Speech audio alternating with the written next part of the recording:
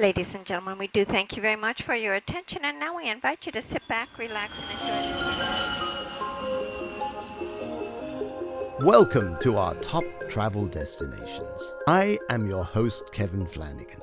I have been editor of the weekly travel news column in the Sunday Independent and the Fine Wine and Food Guide, and I am here to use my decades of experience to help you know exactly where to stay, eat, drink, shop and explore when visiting the world's top travel destinations. So sit back and enjoy the wonders of travel as we take off on our magical journey together. Never do this when in Saigon. Yes, this is Kevin's weekly travel story. Time for me to reflect and share some of the extraordinary things that happen when you are a travel journalist and podcaster. I do share this in the hope that my adventures will inspire you to create your own adventures, because I do believe at the base of it that travel has the power to actually change lives and enrich lives. This adventure happened on the other side of the world from where I live in Dublin. It happened in the incredible city of Saigon. I'd gone there on a sort of a pilgrimage, a mission to lay to rest some of the ghosts of my youth. I, of course, was a child of the 60s. I was brought up on a diet of the Vietnam War, fed to us every night on the local news. The great names like the Tet Offensive and Khe Sanh, Da Nang, the My Lai Massacre, these all haunted my youth. They formed me into the person I was, which was part of the anti-war movement. And this really was a place that was partly responsible for bringing about in 1968 the Summer of Love, where there was revolution and anti-war in the air. All because America tried to trounce on one of the poorest countries in the world at the time.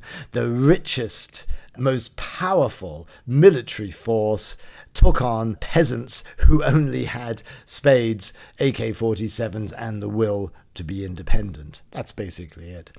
So I went to Saigon, I went to the tunnels, and you can hear all of my adventures on the separate podcast about Saigon. But here is my special story, a moment I'm never going to forget, a moment that actually sends shivers up my spine. Even though you should probably never do this when you go to Saigon, I did. I'm going to tell the tale. So the most important person was Mai. Mai was this wonderful young lady who'd been our tour guide to the tunnels during the day. We finished a long day's touring of all of the war sites and going underground into this vast underground network of tunnels and hospitals, and it was draining. But anyway, I got a call at 7:30 when I was about to have a bit of shut-eye. Come down immediately. I'm going to take you to that place you always wanted to go. Well, I obeyed. I'm a travel writer. I have to follow any leads. I went down. May was there. She had a helmet in her hand, and she said, onto the bike. Now, first things first, getting onto a bike or a scooter in Saigon is like diving into a herd of thundering wildebeest. It's terrifying. I said, what are you going to do? She said, well, you know all of those things. You were so interested in the evacuation of Saigon from the Americans in 1975, them clambering over the gate and them iconically looking to take the last helicopter out, some people holding on to the actual substructure of helicopters as they took off, falling to their deaths.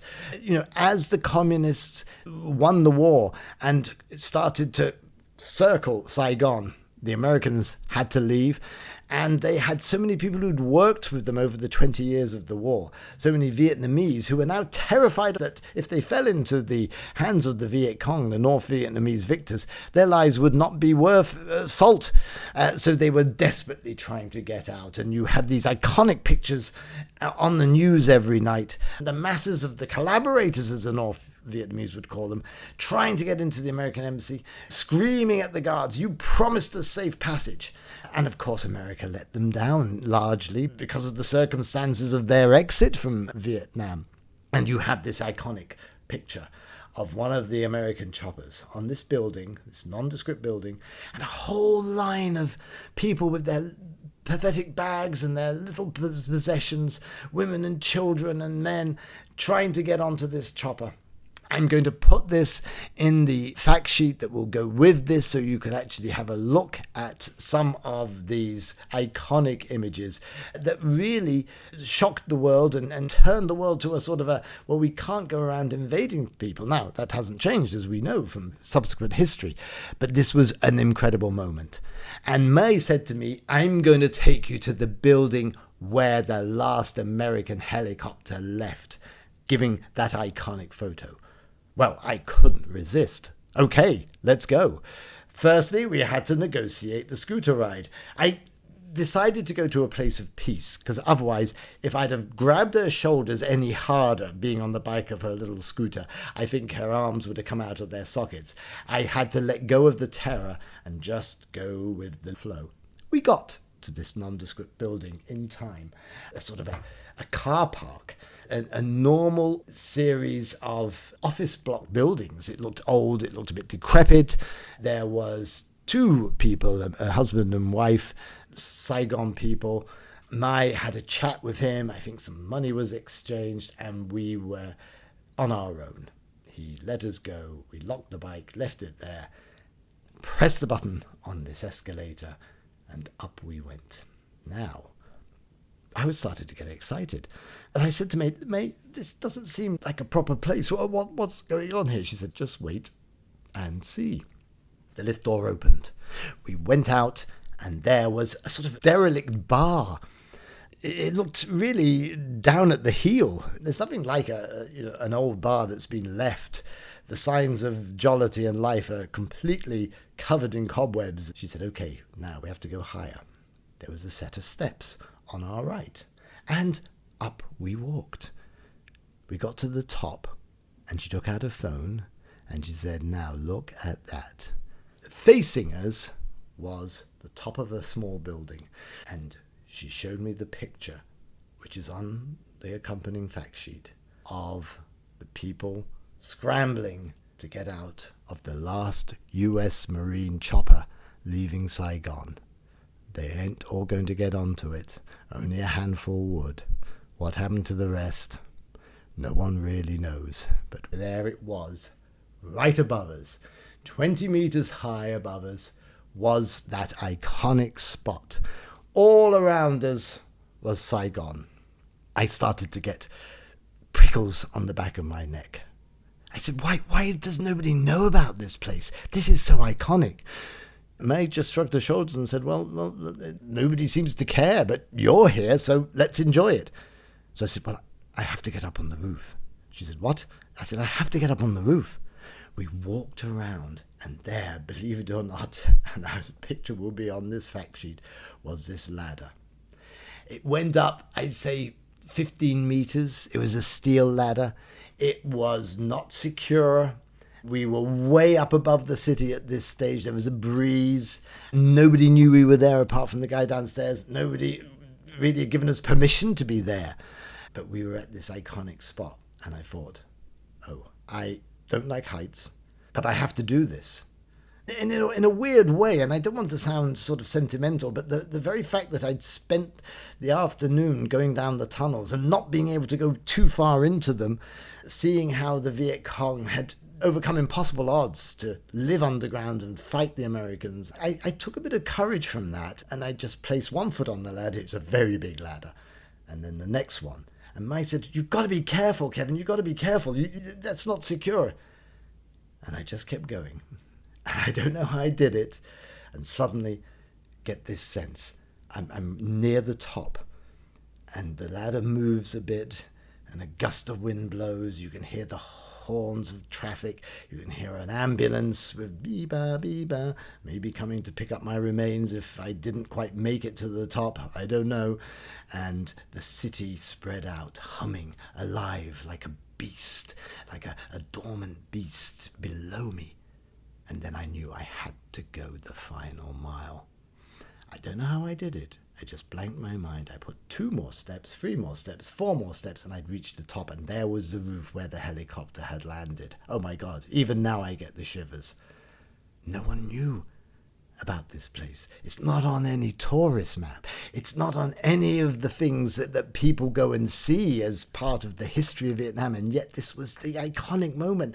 The last US person to be in Vietnam left from here with a few of the people who had helped his government, the so-called collaborators that they'd be termed later. And I was there. I looked over. I could see it. And then a mad thought came to me. The ladder was swaying underneath me. Stand on the roof. I think this is probably the most challenging thing that I'd faced in a very long time.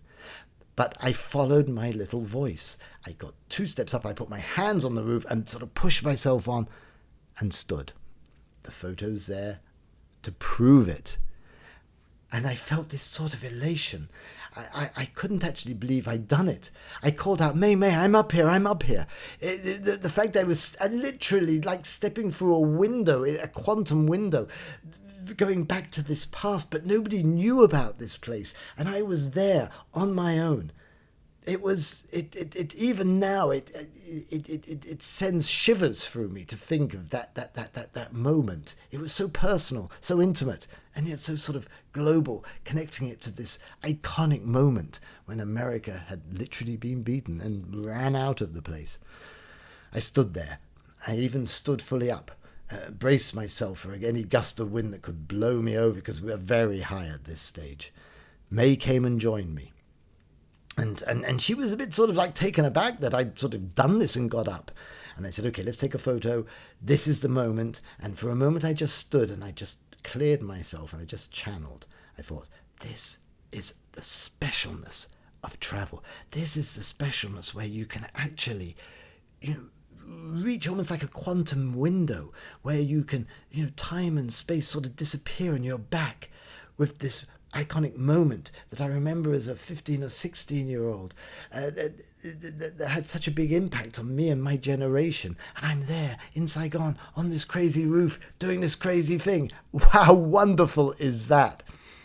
Well, to finish off the story, May went down the ladder. She was now a bit freaked out. And I suddenly had this sort of I had this panic moment when she disappeared down, because I had to somehow negotiate getting onto the ladder without falling, to my death. And part of me was refusing, when you get that sort of stage fright. But I have been on stage, and and I just went to that zone, that Nate Zender zone of don't think, just do. I took a breath, I walked over, got down on my hands and knees, and went down. No problem. Went down and looked once finally up at where the copter would have been, and I just imagined those people clambering just where I had been. It was moving. Finally, myself and May gathered. We said, okay, let's just make a memory for the people here, what it was like. And we stood there for a moment, almost as witness to what it had been like to have been one of those Vietnamese people who had worked for the US government. They had their family, they have their little white ticket guaranteeing safe passage. They maybe gathered a few of their belongings, their pathetic last little bits and pieces. They're on the ladder that I'd sort of just been, a different ladder, I'm sure, that's nevertheless in the same precarious position. They feel the sound of gunfire from the city. They can see the other US helicopters going off into the distance to land on the warships that were out in the bay. They can hear the noise of the North Vietnamese, the army, spreading its tentacles, surrounding the building. What is their fate? Will they get on or not? And that was when history came alive for me. That was when my travel, history, and that special moment. Maybe you should never do this. Maybe you should never put your life in jeopardy and go up ladders in derelict buildings late at night in places 10,000 kilometers away from home. But I did. And it made me alive, and I'm so happy I did. I'm proud of what I did. And I think those are the special moments when travel brings you to places that are really unimaginable until they happen. Thank you for sharing time with me, and if you can get to Saigon, if you can go and look at that building, maybe not go up the ladder, but it really will give you a sense of wonder.